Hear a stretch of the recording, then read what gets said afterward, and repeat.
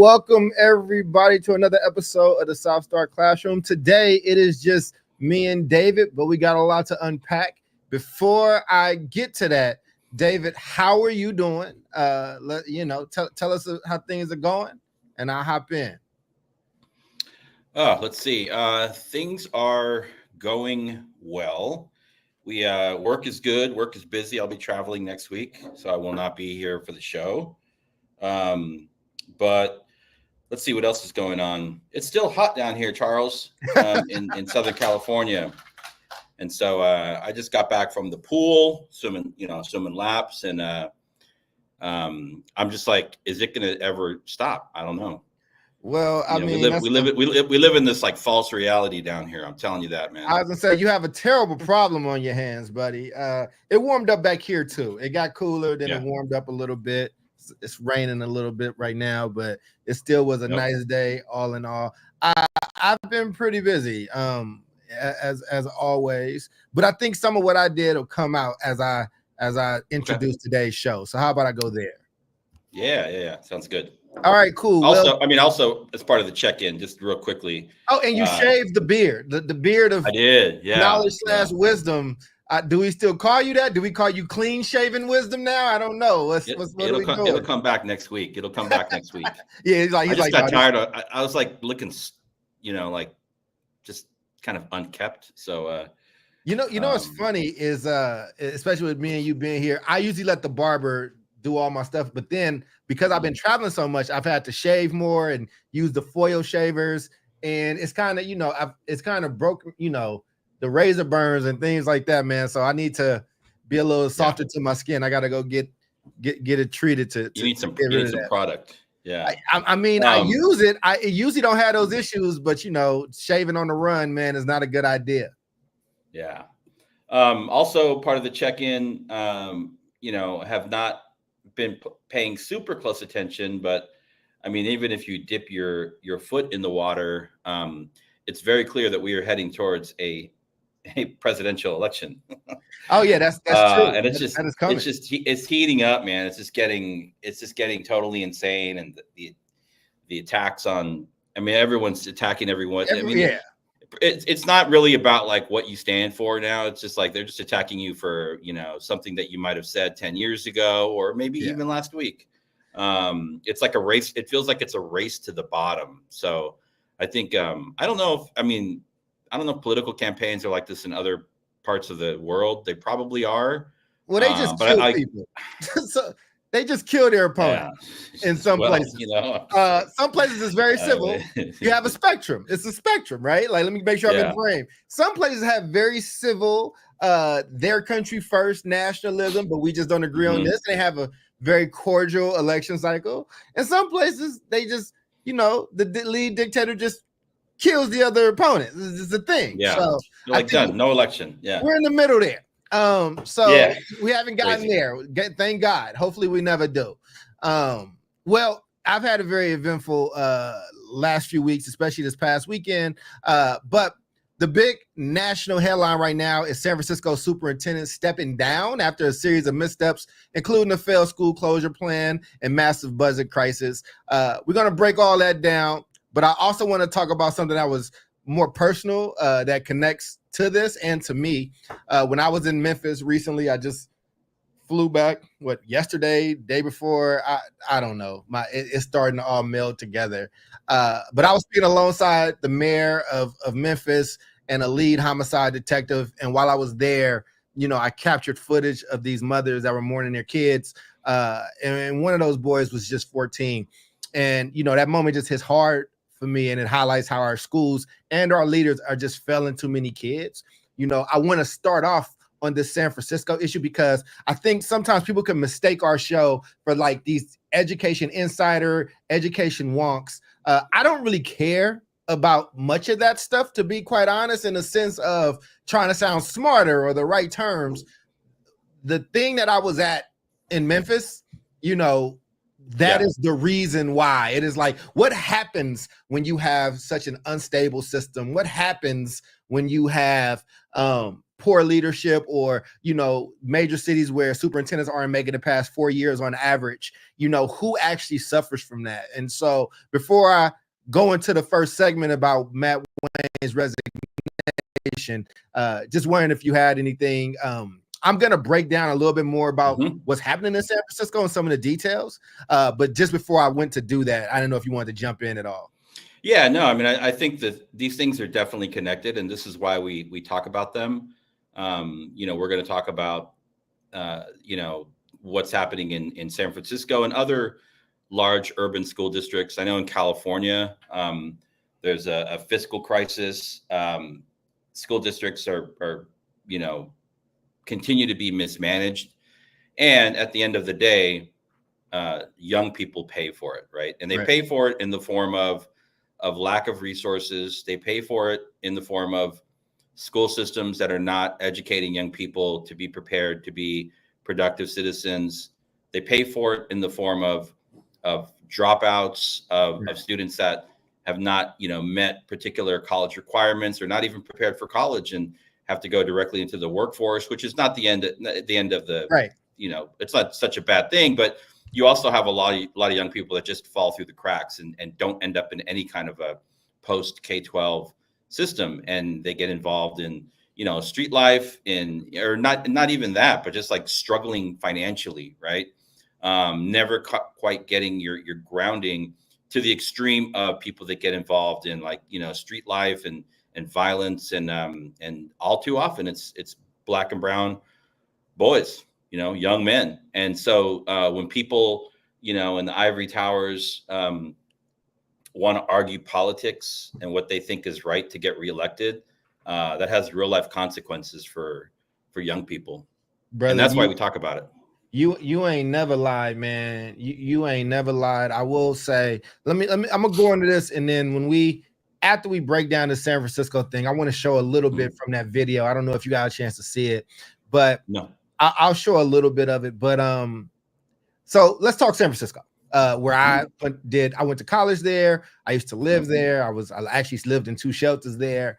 I lived in the Tenderloin and in the Haight. If you are familiar with San Francisco, those are historic places for all the wrong reasons, except for the Haight. The Haight got some nice Jerry music, type of stuff. But when I lived there, it was crack. It was heroin needles on the ground. Anyway, Matt Wayne, the superintendent of San Francisco, resigned after less than 2 years. The district's facing a $113 million budget shortfall. It almost got taken over by the state. Oakland did get taken over by the state when I was a student there. Let me continue. On top of that, the school closure plan he rolled out was chaotic. Parents were left in the dark. The data was wrong. Communication was terrible. There's all these things that get reported. This is as reported. The district is in crisis, and so they brought in Maria Sue as interim superintendent to try to clean up this mess. Now, Maria Sue isn't new to the city. She's been running the Department of Children, Youth, and their Family since 2009. And before that, she worked in leadership roles at nonprofits like the Vietnamese Youth Development Center. She has deep roots in San Francisco's community, so she knows some of these challenges firsthand. But whether she can turn this around is a big question. And these are complicated issues that cities must face. I don't cast aspersions on Matt Wayne as a superintendent. It seems very similar in some ways to the story we did about Chicago superintendent, where they get into these positions, the funding and the the finances, the writing is on the wall, and they have, structural deficits that they have to overcome.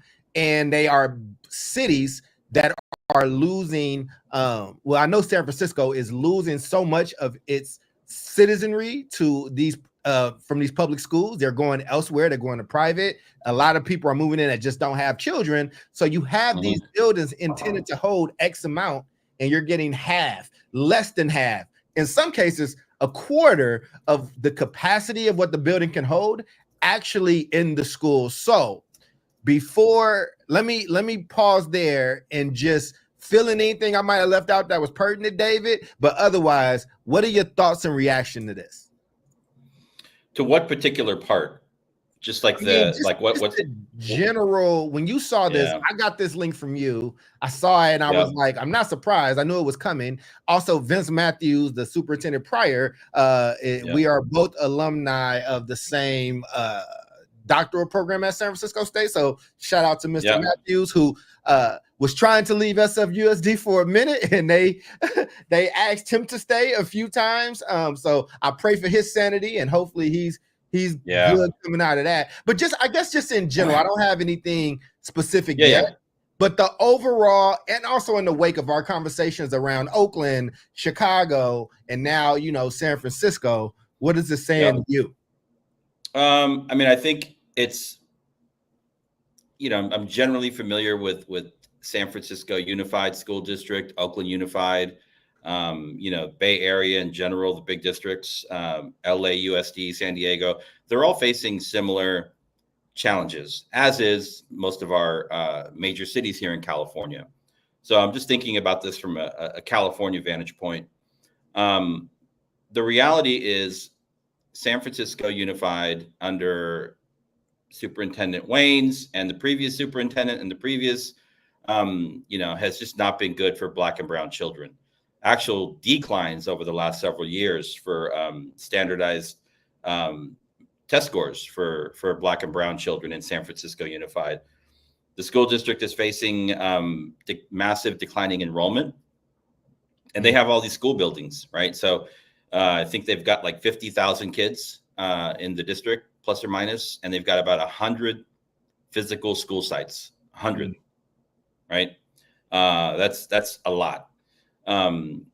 It's interesting too, because there was, if you think about how I wouldn't say maybe the tide has turned, but you remember back in the day, Charles, San Francisco was kind of at the forefront of the social justice movement in schools. Yeah. June Jordan. So June Jordan was like this new school that was created in San Francisco. It was not a charter, it was a public school. And it was kind of like ground zero for social activism in schools, right? And this is like, I don't know how long, 20 years ago, more. I mean, there's a whole lot to say about that. But come 2024, the June Jordan School for Equity, I think it's called, is currently enrolled at like 30% of its capacity. So it was on the school closure list, right? I also think the way, so if you have to do something like close schools, right? And I think this is where the superintendent messed up. Mm-hmm. You need to bring people aboard with your plan. You can't just like create a list and put it out there, because that's essentially what he did. And his board of education was not aware of everything. They weren't aware of the timing. The Mayor London Breed was kind of, politicians don't like to get surprised, right? And so she got surprised, and they all started coming after him. I think he was trying to do the right thing. It needs to happen if they're going to fully fund their schools and give children what they deserve. But the way he went about it, I think a few missteps, and so he got his walking papers with the full year's salary, right? We call that the golden parachute, mm-hmm. right? $350,000 or whatever. And he's on his way. So it's unbelievable, man. Just the fact that adults can't come together to make common sense, non-emotional solutions to fix an existing problem, because there's so much emotion tied into it. Right. Then you have to deal with parents that are upset that their school's getting closed. And then those particular school board members are worried about their next election because their parents are mad at them. Why didn't you advocate for us? I think the whole system needs to be reworked, because at the end of the day, and I don't know much about the new interim Supe, but San Francisco still has way too many schools and really bad outcomes for Black and brown kids. Yeah. I mean, I think, and I said this in my graduation speech from San Francisco. I mean, in the richest, one of the richest places, in one of the richest cities, in one of the richest states, not just in the country, but the world, California has a per capita that is larger than many countries. in a place that preaches, hyper progressivism and equity, that just cannot hold Black people to save its life, is interesting that the rhetoric is not meeting up with the actual results. And I think, listen, I working in this position in Oakland under Antoine, and I watched him go through this. I mean, we did that, right? We tried to bring people along. We tried to be like, hey, here's what the data's saying. Here's what's needed. Like, and for the most part, those parents that went through that process, and that staff and those community leaders, they're like, okay, we're in an impasse. Something has to happen. And I have to give Antoine his props, because he didn't play politics very well. But what that allowed him to do, because he wasn't good at playing politics, was just give it to people straight. I think that, you're watching embattled mayors that have big cities that are getting a lot of pressure. Like, nobody wants to hear that you have to close schools. Like, nobody wants to have those kind of conversations. And I think that when we have outside voices that know a little bit, see, there's two types of people. There's two types of folks that protest these moves, right?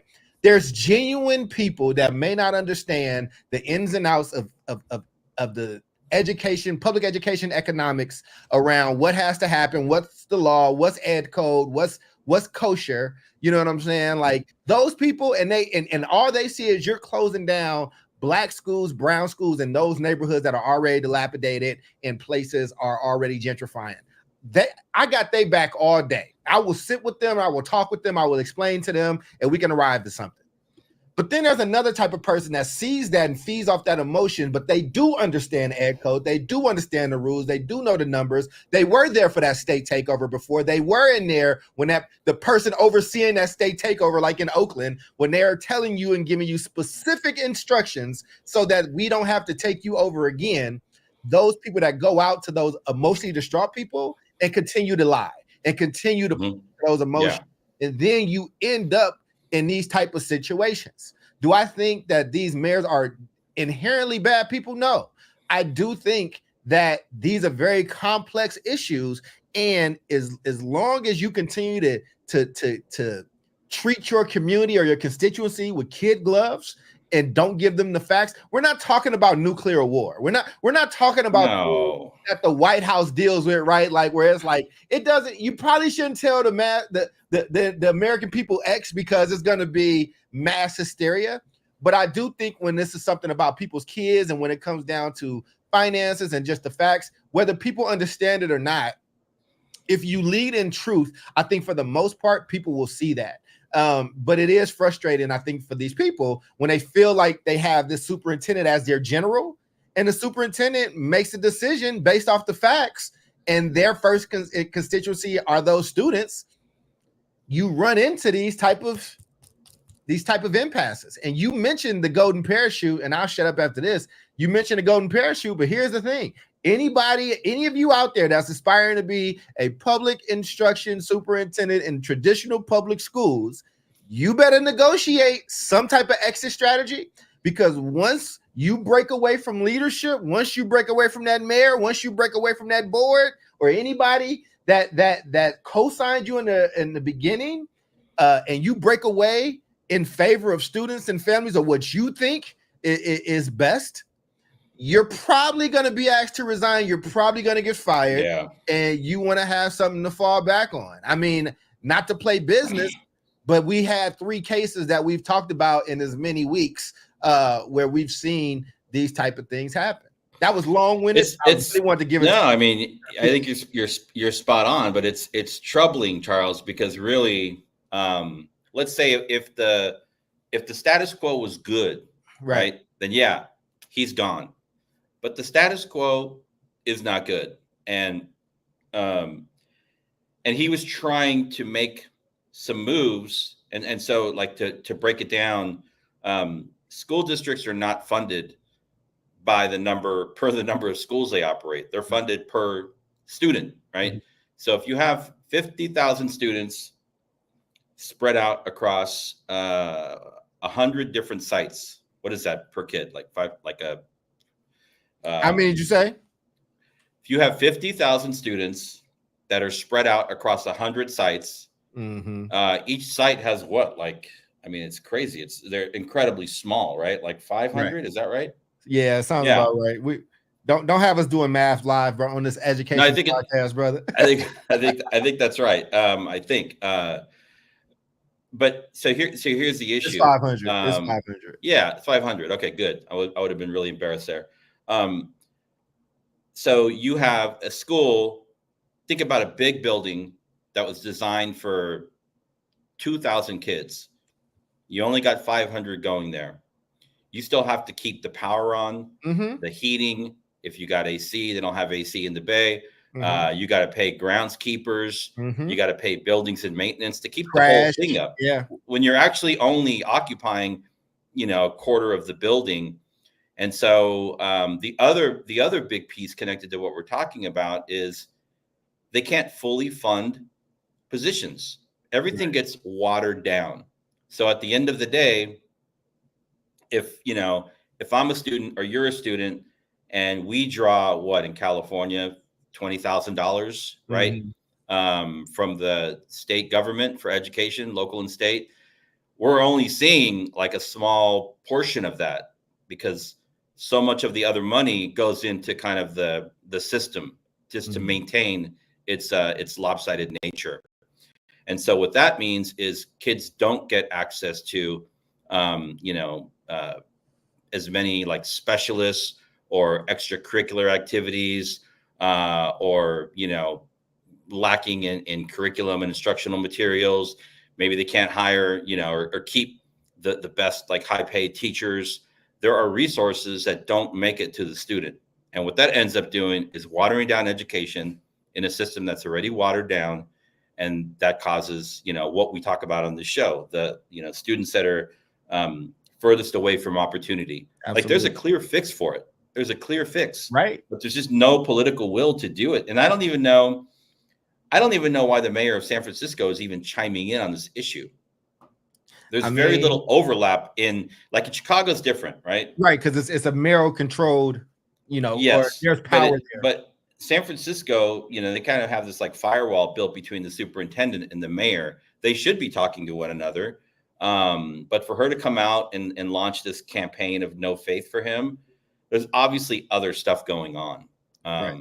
And it just throws the whole system into chaos again. And it's at the beginning of the school year. And, show me how this is going to work out better for kids. Show me.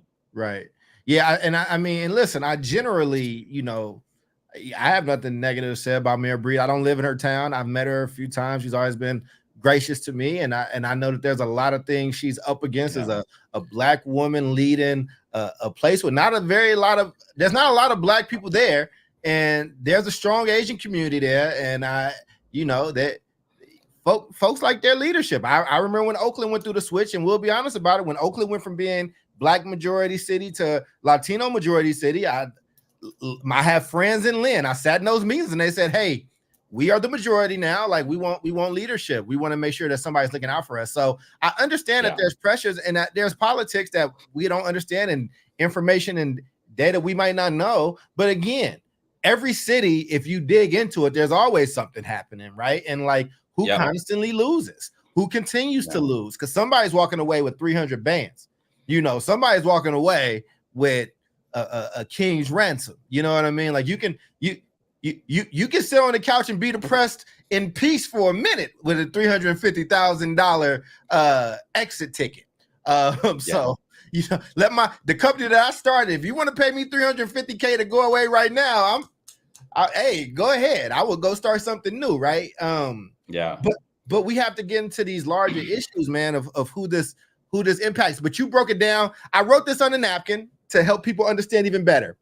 This is how schools normally work out with relevant to size, right? There's usually a lot of elementary schools. There's usually like a bunch of elementary schools, right? Like, so what David was breaking down, if there's 500,000 people and there's 100 schools, like if everything was equal. But that's not how schools really work, right? Because when there's younger people, smaller types, things like that, elementary schools tend to be smaller and there tend to be a lot of them. And then there tend to be a centralized middle school type of apparatus. This is old stuff. This is like 90s and before, right? Before all this innovation. But those schools tended to be a little bit bigger. That's why you had people switching classes and things like that. And then major cities usually had, well, not major, but they usually had like some key high schools. Like there were like strategically placed high schools, but it was significantly less high schools than there were middle schools and elementary schools. The reason why this is important is because the high schools and these middle schools were built to hold, they weren't built to hold 500 people. They were built to hold 2,500 people. They were built to hold 2,000 people.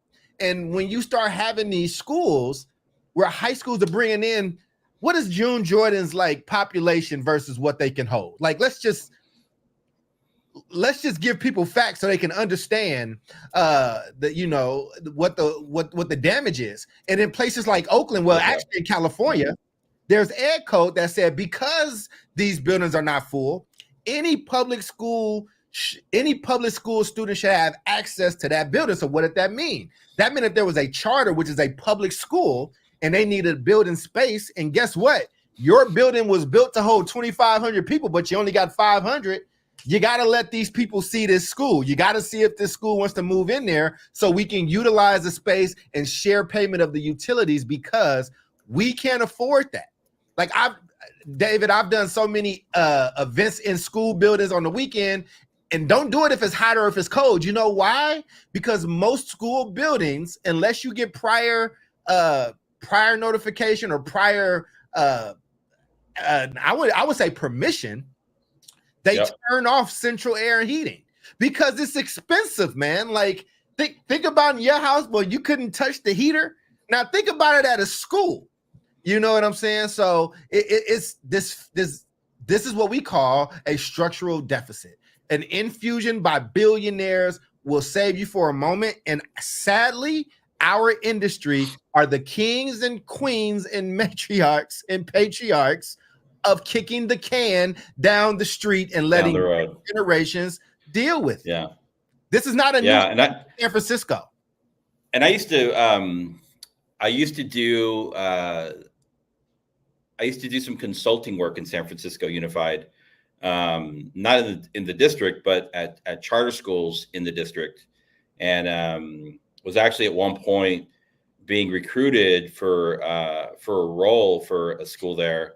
Didn't end up taking it, and the reason I didn't take it was because it was co-located, like you say, with a district school. So it was like one school site and two different schools on there, and I mean they were literally like over enrolled at the charter school, and the district school was like under enrolled by maybe half, but they're fighting over like closets and fighting over, a parent room and this and that. Oh, at least you got in the building, bro. Like I don't want to get involved in all this stuff. This is crazy.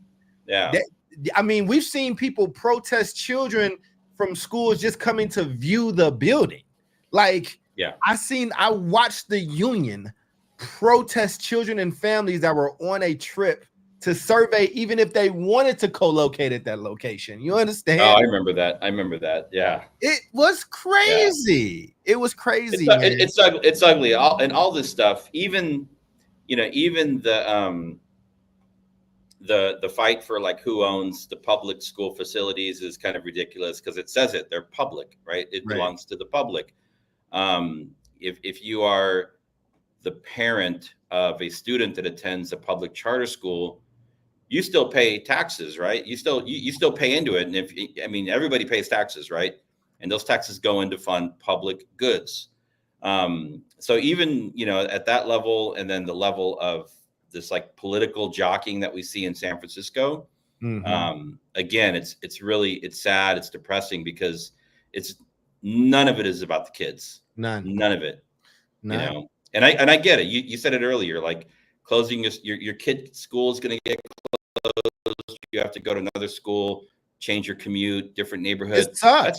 But we're not like hurting people. It's inconvenient.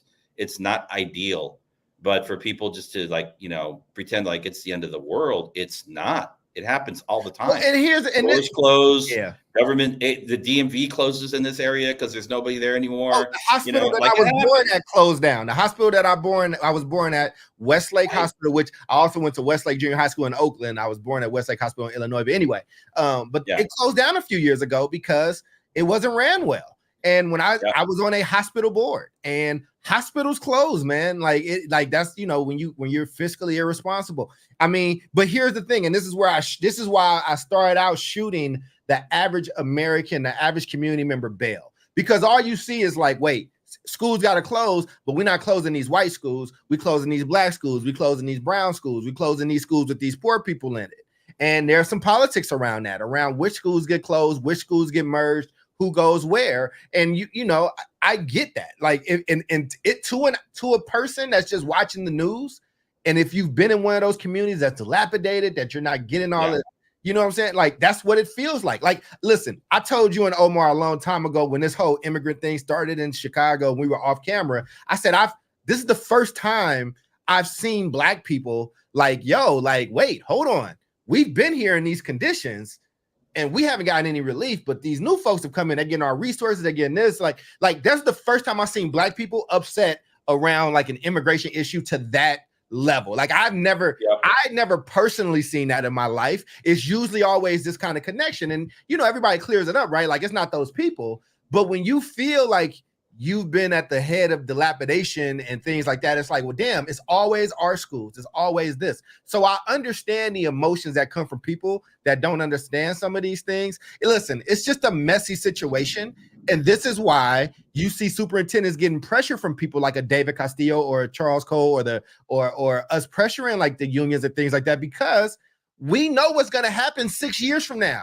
We know what's going to happen 10 years from now, when it becomes untenable and you can't get that extra check, you can't get that extra relief, or your pension plan is about to hurt the Chicago firefighters and the Chicago police people, and now those people are looking at the school system like, hold on, now y'all are encroaching, and I didn't have anything to do with that. It's the business, but somebody has to be an adult, David. Where are the adults? So this is a business statistic. I pulled up the information. So the June Jordan School for Equity the facility has a capacity for 1,200 students with 200 enrolled. Right? Any kind of like business model would be like, this is not efficient. Mm-hmm. Right? You can't run any, and these, I mean, public goods, they're businesses, right? Right. There's not a never ending. There's only so much tax money that can go into these things, right? So, I mean, that's probably an outlier, but it's also the kind of thing that people are pushing back against. And I will say, you're right. People don't want their kids' schools to get closed. But it looked like what Superintendent Matt Wayne was doing was like, okay, we're going to close the school in this Asian neighborhood. We're going to close the school in the Mission. We're going to close the school in Hunters Point. And then he messed up by putting San Francisco Public Montessori on the list. So all those Montessori parents, and I know them very well.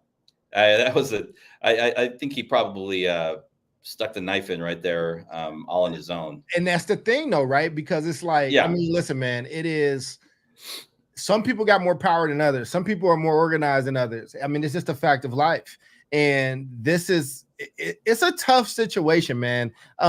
Before we go to the next topic, what's your dog's name? This is good. Look at this. This is a good quote right here. Look at this. This is perfect, man. Absolutely.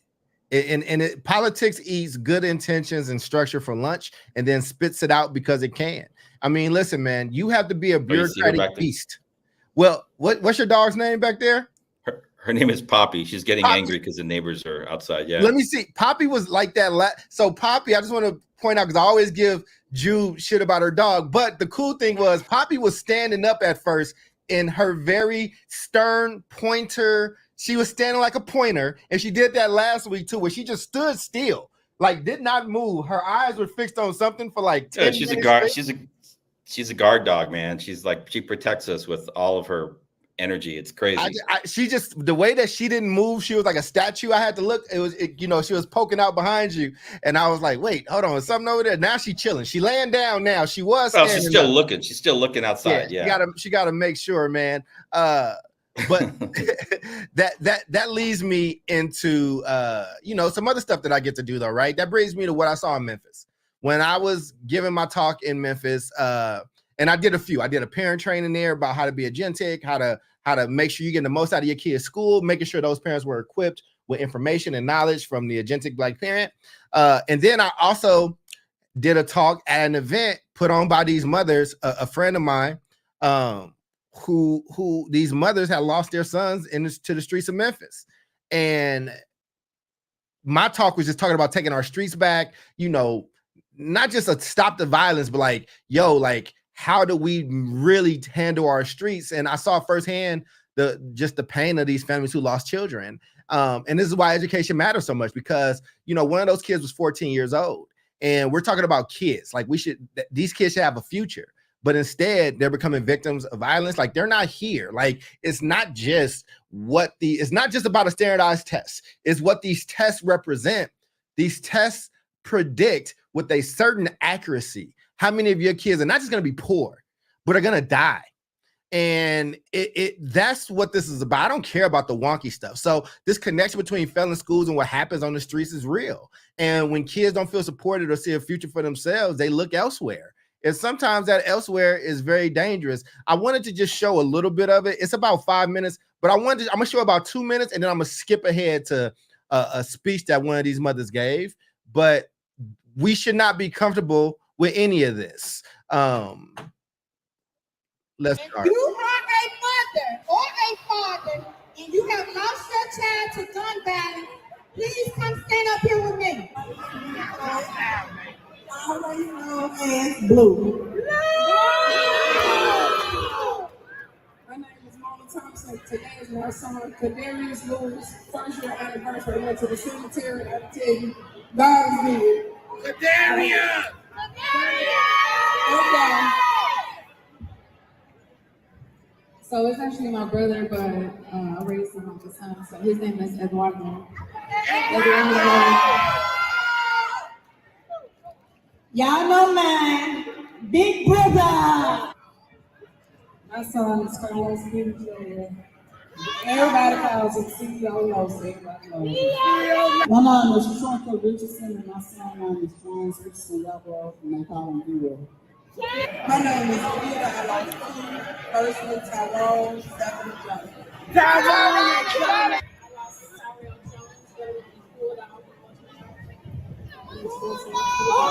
Y'all, she couldn't get up out of bed, and I made her. We went and gave homicide hell down her boy. But guess what? That next week, her son killers had a warrant after them. And then one day, nobody could find me. Natasha found me at Greater Cemetery. Couldn't move. So we gotta lean on each other. We gonna keep leaning on each other. And this next song, Braylon, y'all, this is really what inspired me to do the Braylon Murray Project, because I met Tasha at Braylon. I'm gonna just show the whole thing because I think it's that important, man. Wait, Braylon and her son was friends, and Tasha came to me and she was telling me how she'll have bad days, and Braylon would just after blue call her or text her, send her a love text. So, and he lifted her up. So I try to do that with Tasha and all y'all, and we're gonna continue to do that, because if they ain't never been in our shoes, they won't understand. It's a difference in losing your child and your child being taken from you. I didn't want to say that today, but I do have to say something to the mothers. I know a lot of y'all heard that the video eulogy. I stood on business about my home. One thing about it, grief is something serious. It comes and goes. First I was like, oh, Lord, I don't understand what's going on. But these mothers in my neighborhood that need me, they need my voice. My voice carries weight, and they need to hear me there. Losing a child it's something that no mother should ever have to go through. Like we birthed their child, especially I had the Vito at age 17, which means that was my trenches baby. When I got out the mud, baby, and helped me find my way, baby. So he helped me grow up. He grew up with me. So to Ashley and Mona, to Valencia, and every other mother that I know your name, stay strong. Remember that boy. Remember that girl. Remember them, how you raised them, how you sent them out into the world to be great. And whoever that took their life, oh my God, I pray for them as well. Oh my God, I pray for their heart, Lord. They didn't have to take our children from us, but they did. But at the end of the day, God is still good. God is still good. So y'all stay strong and remember y'all boys and girls as they were. And I love y'all. And a mother's heart would never break you to remember our child as they were. It's all right, Maria. It's all right, Maria. It's all right. Ashley's all right. Y'all, this next song the DJ got to play, I'm gonna dance with Tasha to it. It's a song Braylon dedicated to her son, and he lost his life. It's so hard to get Tasha out the house, y'all. It's so hard to get Mona out their house, y'all. But they out today, and we gonna celebrate our boys today, Mona and Tasha. I know them anniversary days hard, Mona, but you smile. I know. Come on, play it, DJ.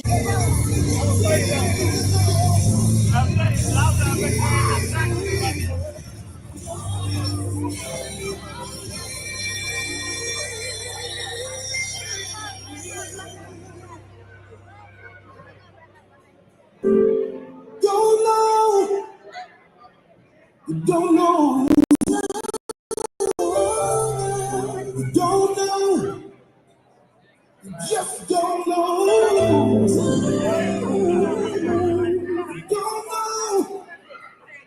Don't know. Tell somebody you just don't know.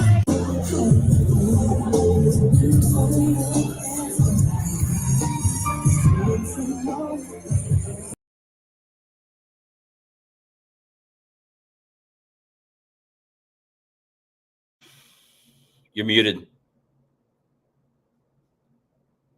You're muted.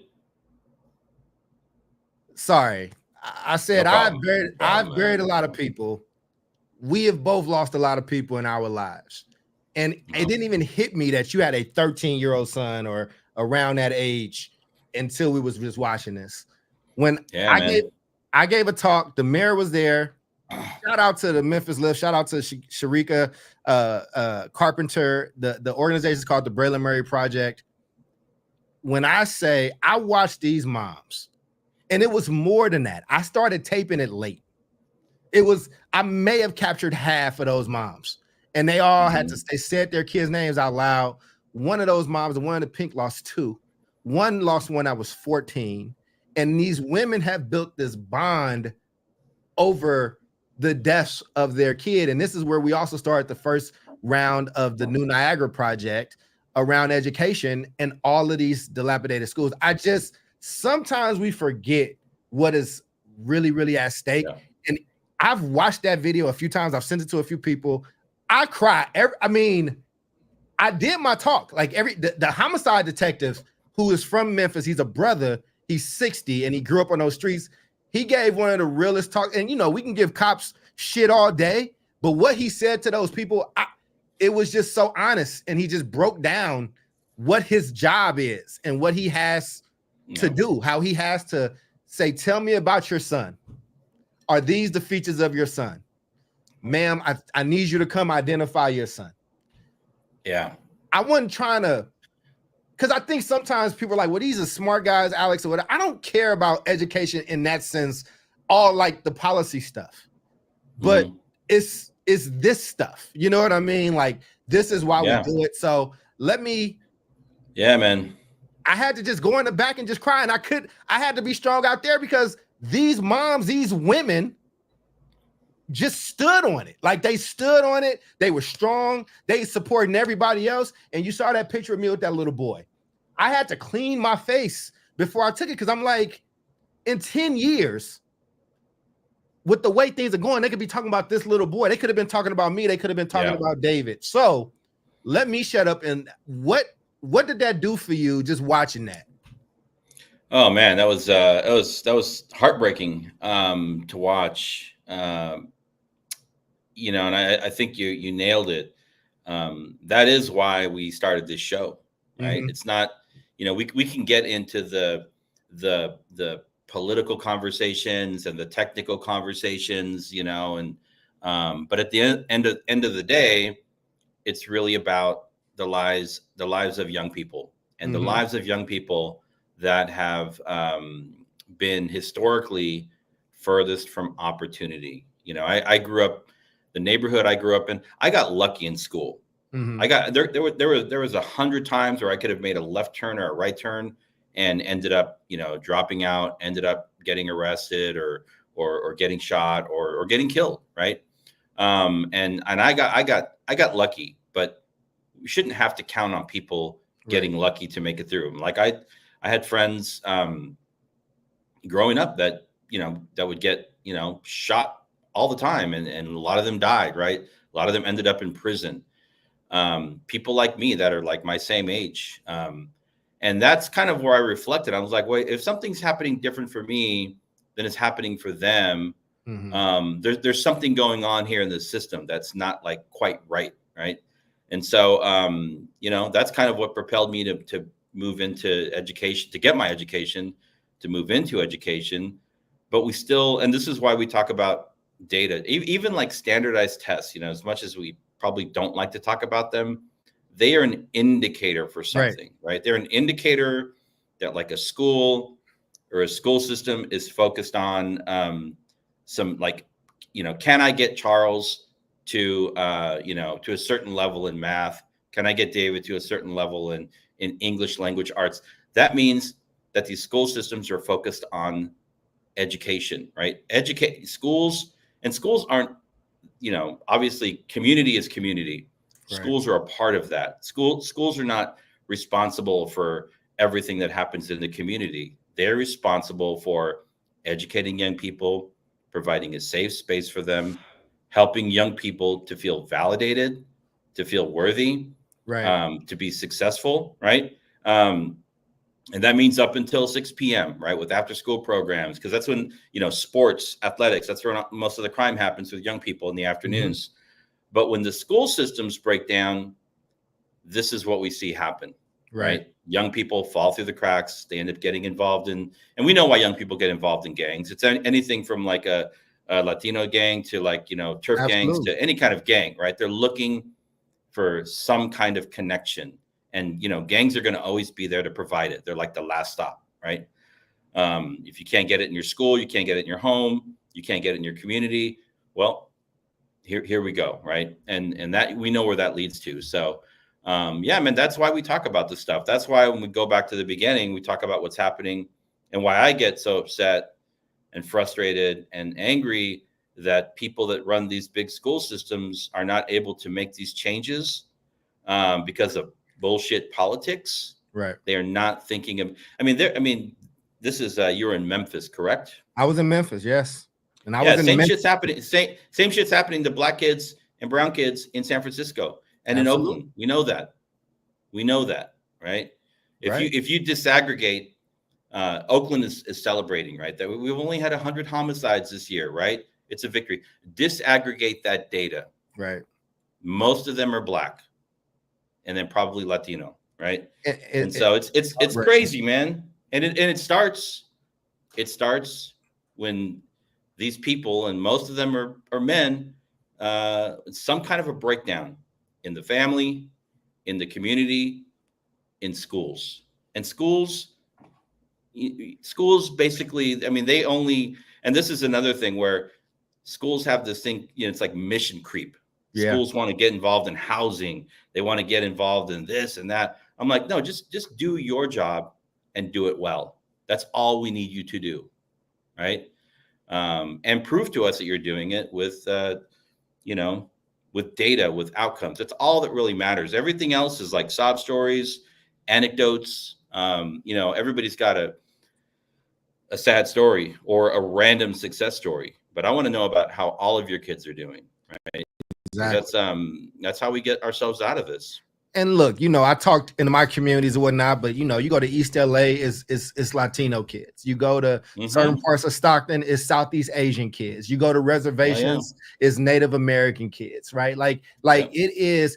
These schools and those tests are barometers. I call them, fortune telling thermometers, right? Like it's like, here's the temperature. Are you preparing for paradise, or are you preparing for a hurricane to come? And it's just, we keep fighting about the wrong stuff. And I don't know. I don't care what party you're from. I don't care what race you are. You can't be a human and watch that and not be impacted. And here's the thing. What I notice is in my life, and I deal with that stuff, and you become numb to it. It becomes normal, and you have to remind yourself. That's why I put that video together. You have to be reminded, this is not normal. That what we saw, those women coming together, that brown woman with those black women, and like they should be friends because their kids are rivals in a football game or it's a math competition, not because they have a shared experience. They're in this sorority of mothers that lost their sons. And, we can talk all this shit about who's about to get elected and things like that, but our communities have to be our communities. Like, we have to step up and be like, look, all these systemic things, they're not going away tomorrow, but what am I doing now? So when we're talking about this shit in San Francisco or in Chicago, we talk about this ineptitude or this union boss fighting with this charter boss, with this person. None of this shit matters. Like, you got to get back to, this is why they showed those bodies coming back from Vietnam. Like, you got to see these bodies. And it broke me, dog. Like, it almost broke me again in the middle of the show. And again, I was like, damn, I hope I'm not being insensitive, because again, how old is you? Like, I was like, fuck, I forgot that David is a father whose son. No, I think about it every day. I think about it every day, man. Yeah, man. So, again, I'm not trying to bring the mood down or what. I mean, but this is why the South Star Classroom exists. This is why we do the type of work we do. Every report I do, I can do all the fancy language. David can do the fancy language. David can write a charter for a school. I can work in a superintendent's office. I can bring a community together. But the reason we do all that is because we know what those consequences, those very real consequences are going to be. And we're leaving these kids to fend for themselves. And I should have frozen on that little boy's face. That innocent little boy who was just he didn't know who I was. He saw a jacket. He saw me with a microphone. He liked my necklace. And he just was like so enamored and like wanted to know what I did, wanted to do what I did or whatever the case is. And I'm like, is this boy's school going to fail him? Is this boy's school, this innocent, sweet? Listen, man, people that's in that thug shit don't grow. They were babies at one point. They were wandering kids with Superman drawers on, trying to jump off the stairs because they wanted to fly. And at some point, man, we got to start making people get back to the real reason why we do this shit. Yeah. And for, the reason we talk about the stuff going on with the school districts and the larger kind of systemic change that needs to happen is because people, like, going back to like Howard Fuller, right? People are all for change until it's time to actually change something. And when you refuse to change things, when you refuse to actually reform a system, when you say we're going to need a 5-year strategic plan to do this and that, you're basically throwing away a generation that is currently in your system, right? Be like, well, we have young kids coming into the system, right? But you're basically abandoning who you're currently supposedly serving, right? And we've seen this. It's like it happens over and over again in education. You have the churn of like school boards, the churn of superintendents, and it's like, show me where we've actually gotten like traction, right, around doing amazing things, which we know we can for young Black and young brown children. It's crazy. And I mean, this has me thinking about, and it was so funny. I sent you this thing where I saw, our friend Sharif getting attacked by people. Right? Oh yeah. because of this happened like a couple days ago. It was like one day in, one day gone. But it was like you had people like Barry Weiss and all of the right-wing people attacking Sharif because of some of his one of which we've had on the show. One of which that was on our show that we treated with very graciously in the conversation. And when that same person had a very, very public scandal, which I still want to attack him for because that was in his personal life and it's not my business, and I just don't care. But when he reached, I'm just like, these are the games. I'm sorry. I'm very it's true. And my friend, and I'm just like, and I think the one thing that he said and that we've said is like, we don't, call it what you want, segregated schools, right? But we know that brown children and black children do better in school when they have access and exposure to teachers that look like them and administrators. It's common sense, right? You're a young black boy, you're a young brown boy. You have imagine if I'd had an elementary school teacher that was Chicano male. Never happened. But I tell you what, I remember the first Chicano teacher I ever had. It was in middle school, and that was probably the only one I had. So common sense stuff, but it gets caught up in this like realm of politics. But we know that the data says that children do better when they have access to teachers that look like them. But yet here we are. We have these people attacking him for saying something that when I actually not quite so controversial. And when I say 4% of schools, 4% of teachers of all teachers are black, less than 2% are black men. When I or whatever number it is, less like even in his push and the work that he's doing, even if he's the most successful of all time, you're not going to get rid of all white teachers. He's never said that. And that, in fact, there's a ton of white teachers that work with him, right? That want to work with him, but it's all politics. It's all people that don't want. I mean, they don't want to. They don't want to talk about race, man. It's like they don't want to talk about race because it's very uncomfortable and it exposes the underbelly of our country, right? I mean, that's just what it is. It is. Listen, man. There are very real consequences to when we fail at our respective collective educational jobs. And we keep dealing in the politics of people who, whether they get fired, whether they have scandal, whether in the end of the day, they should be okay. They're upwardly mobile, they got college degrees. And to be honest with you, most average people are not keeping up with the business of superintendent. So while you might feel like you can't show your face because of disgrace of you got fired as a superintendent or this charter leader in education spaces, but you can go to your local coffee shop or diner and they'll just be like, hey, Ron, like nobody cares. It's not it, but these kids and these families and these moms are burying their kids. I just showed you a myriad of mothers, like in one space, in a 5-10 mile radius, maybe, and all of them are mourning the loss of their children. It's heartbreaking. But you and I, we're gonna leave it there for now because we can definitely keep rifling on about this because it's just too important to ignore. But what happens in our schools has a direct impact on what happens in our communities, and we just can't afford to wait.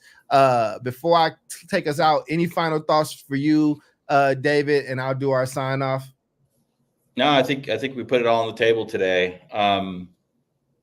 It feels like, we definitely connected, why we have these conversations on this show. At the end of the day, I know for people like me and for people like you, it breaks down to like real life outcomes for young people. And when we see, black and brown mothers connecting in community and their shared bond is that they lost their children. Yes. That's just the kind of thing that that's like I'm hearing like Dirk now, right? I'm like channeling my inner Dirk Tillotson. That's why we do the work we do. And you know what? I'm going to correct something I said. They're not joined by death. Death is different. Death is a cancer group or a survivor group.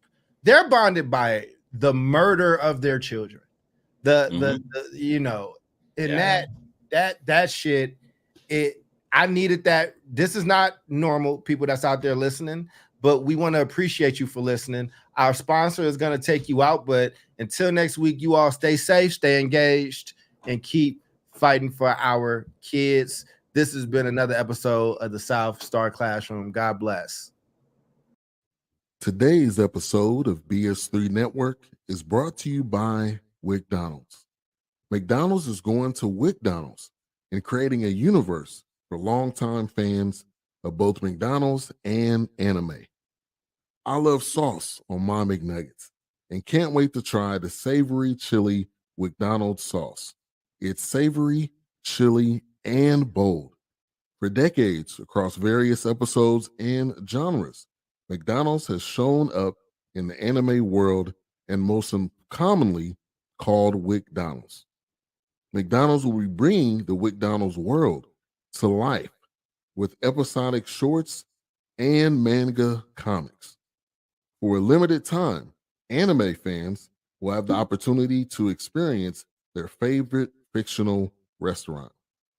You have until March 25th to try the new savory chili McDonald's sauce with your 10-piece chicken nuggets.